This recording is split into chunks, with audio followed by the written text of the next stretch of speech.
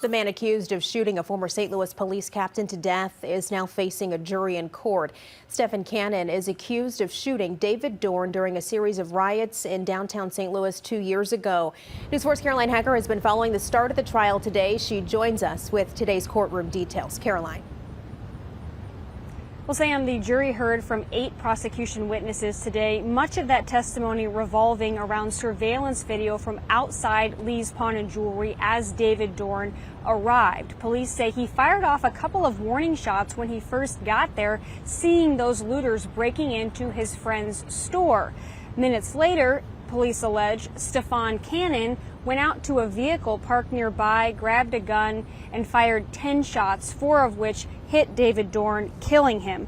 Now, his defense arguing today that it was no doubt a terrible tragedy, but they say Cannon is not the shooter. There was no trace of Cannon found at the scene, in the store, or in the quote-unquote getaway car.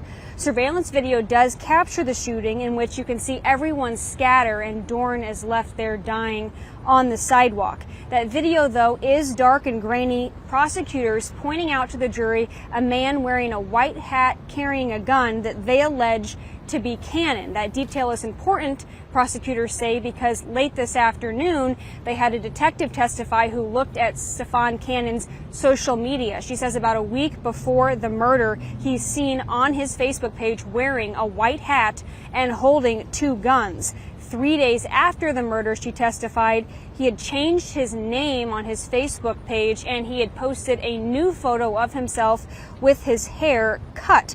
Now, there were several other people arrested in connection to the burglary of the pawn shop, as well as the death of David Dorn. One of those people is Mark Jackson.